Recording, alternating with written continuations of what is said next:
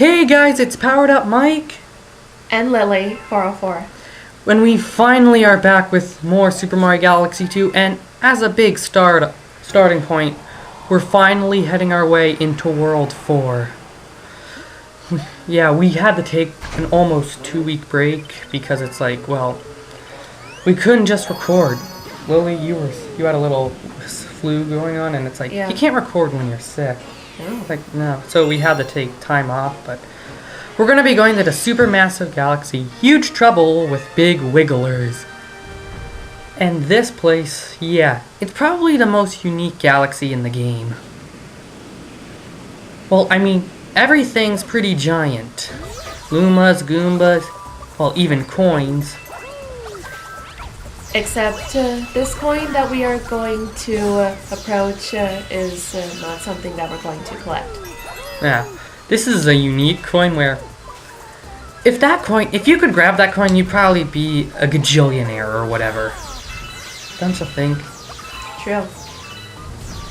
And giant piranha plants. Trust me. Galaxy 2, you gotta give it credit for all the unique galaxies.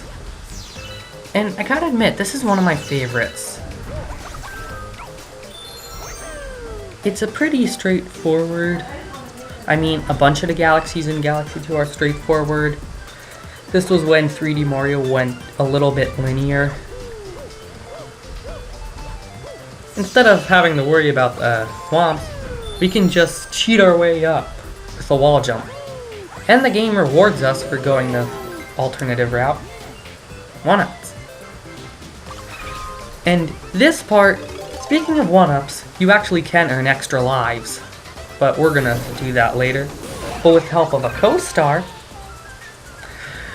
trust me, these Koopas are much easier. Yep. Thanks to my character, co-star. All you really have to do is just drill through them.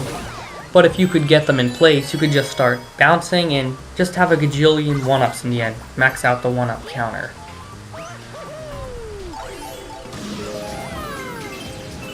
And, well, the giant coin wasn't the only big item we saw. Nope. There's also those big mushrooms and the giant Luma.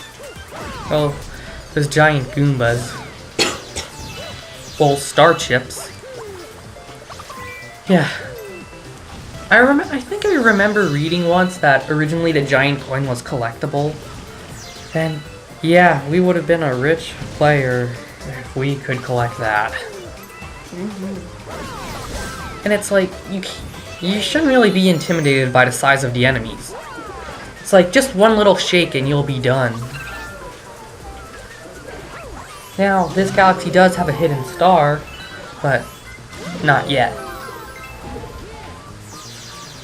And we've made it. To the tunnel of those collars. Those wigglers, yeah, they're pretty much moving in a parade. And the huge trouble part, I don't really understand or see where it's coming from. It's like, they're just marching around doing a thing, and those guys, they're mad for no reason.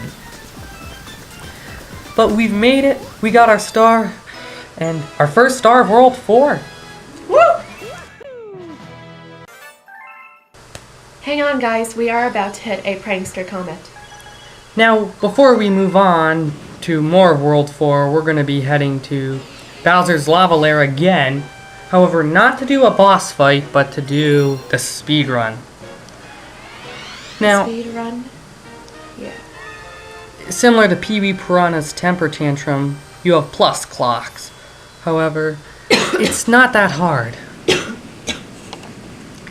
It's like, if you know the basics of the regular level, this one's not too bad, and especially if you know how to do it quickly, it's not that hard.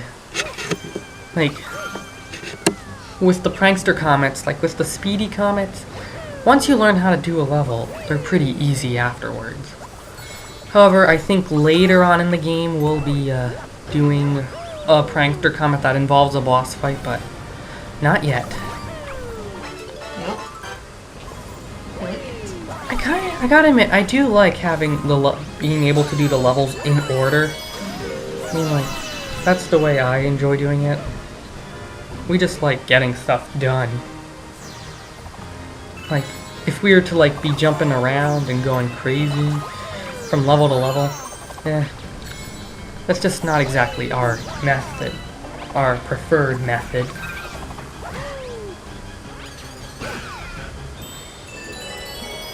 There's really not much to say this time, but however, this level is cut short. It's much shorter because, as we just said, there's no boss fight.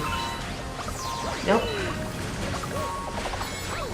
It's like the only real challenge a player could face here is just the swamps, but if you got a co-star can just shut them down and just freeze them in place. Like I said before, it's Nintendo silliness at its finest. A tiny orange star can stop a giant metal block. Yep, that's my character's job. Well, here we go, inside. yeah. You always gotta be careful with those vortex thingies. I don't know if they have a designated name, but you don't want to jump too soon. As when I was younger, I learned the hard way.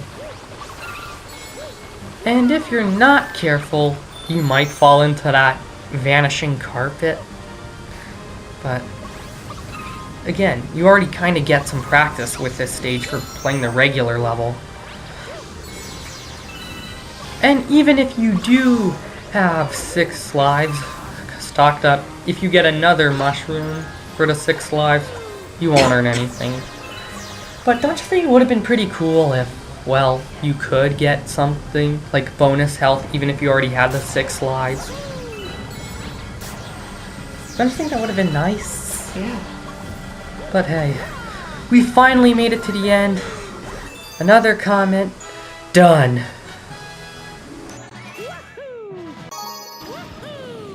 Guys, for this final star in this episode, it's quite hidden, so you might want to keep your eyes wide open. We're going to be going back to huge troubles with big wigglers, but the next episode we'll do the Prankster Comet, which I think is another speedrun, but if all goes well, we're going to record after dinner. We're recording this right before dinner, but the star is pretty hidden, as Lily said. I mean, your natural reaction would be just to launch off again, but if you stay on this planet and make it bloom, I mean, you're turning this tiny planet into a springtime wonderland.